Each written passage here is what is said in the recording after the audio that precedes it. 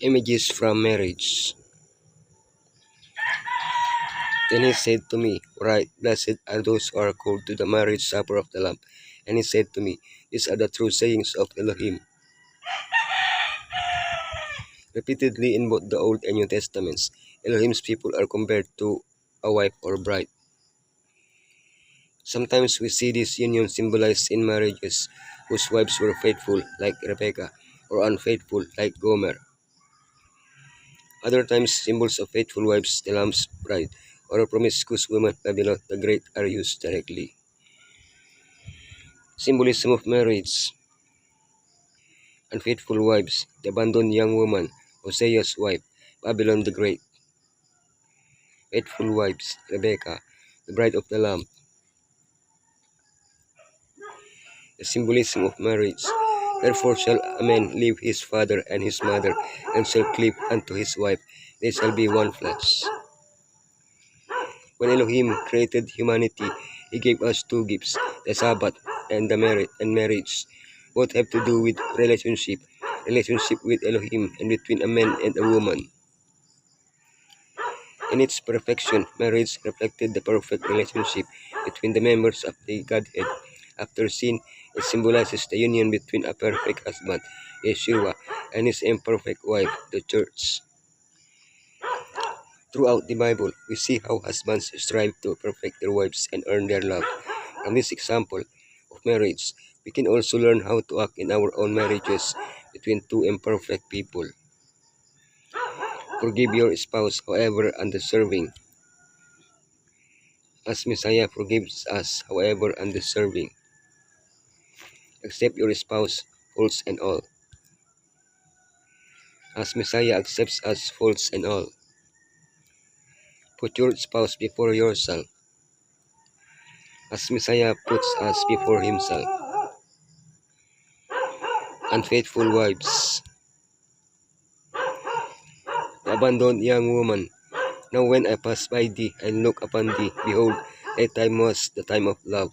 And I spread my skirt over thee, and covered thy nakedness.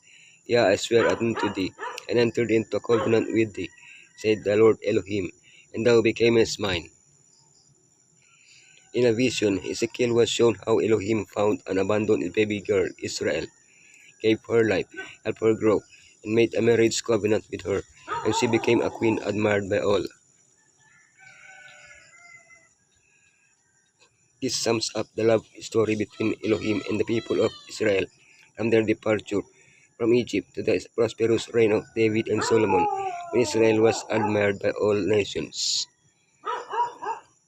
But Israel forgot that her beauty was a gift from Elohim, a reflection of divine beauty, and she turned away from her husband, prostituting herself after other gods. We were created to reflect Elohim's goodness and glory. When we assume our goodness is a product of ourselves, problems begin. Hosea's wife. The beginning of the word of the Lord by Hosea. The Lord said to Hosea, "Go take for yourself a wife of whoredom and children of whoredom, for the land commits whoredom, departing from the Lord." From the outset, Elohim makes it clear that the command given to Hosea to marry Gomer, who had prostituted herself and abandoned her husband, was a symbol of the relationship between Elohim and Israel. Hosea used various methods to win back his wife's love. Since none of these methods succeeded, he had to pay her ransom. Of course, our rescue cost Elohim much more than 15 pieces of silver for an omer of barley and a half omer of barley. Unfortunately, the church followed the same misguided path as Israel, but Elohim's love remains unchanged. He continues to implore us to abandon prostitution and return to Him. Babylon the Great. And upon her forehead was a name written, Mystery, Babylon the Great, the mother of harlots and abominations of the earth. Who or what is Babylon? A pure woman represents Elohim's faithful people. Babylon, the mother of harlots, represents Elohim's people who turn away from him and rely on the kings of the earth. This unfaithfulness on the part of his people causes Elohim deep sorrow. For centuries, he has tried to restore his church to purity, but few have responded. Finally, he will make one last appeal. After an infidelity, reconciliation can occur. However, unfortunately, sometimes a point of no return is reached when reconciliation is impossible. The time will come for Babylon and those who remain in her to be judged and punished, but the faithful, the Lamb's bride, will live forever with Yeshua. Faithful wives, Rebekah. And they called Rebekah and said unto her, Wilt thou go with these men? And she said, I will go.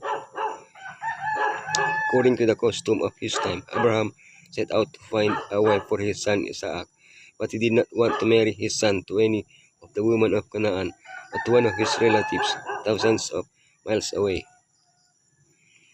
The reason for this, although imperfectly, his relatives worshipped the true Elohim, while the Canaanites rejected him. If Isaac married a Canaanite woman, his religious life would decline due to his wife's negative influence. Such has been the history of the church when she has contracted marriages with the nations of this world. Gradually, she has distanced herself from the true faith. Another special aspect of this story is the fact that Rebekah is asked if she wants to get married, since according to custom, she had no other choice. Being part of Elohim's faithful bride is a voluntary act. Let us accept Yeshua's love with a clear, I will go. The bride of the Lamb. Let us be glad and rejoice and give honor to him, for the marriage of the Lamb is come, and his wife had made herself ready. Yeshua's first miracle was performed at a wedding. From our perspective, this act has a certain symbolism that helps us understand the plan of salvation. Perhaps the most important is that for the bride, us, to be ready, she needs the wine that Yeshua provides, that is, his purifying blood. Yeshua also used parables related to the wedding to illustrate certain aspects of the preparation we must make for his imminent coming.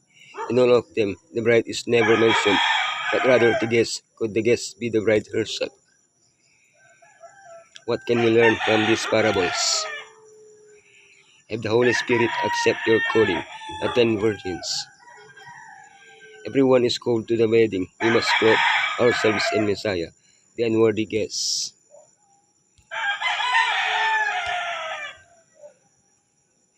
Messiah has been a daily companion and familiar friend. They have lived in close contact with in constant communion with Elohim. Upon them the glory of the Lord has risen. In them the light of the knowledge of the glory of Elohim in the face of Yeshua Messiah has been reflected. Now they rejoice in the undimmed praise of the brightness and glory of the King in his majesty. They are prepared for the communion of heaven, for they have heaven in their hearts.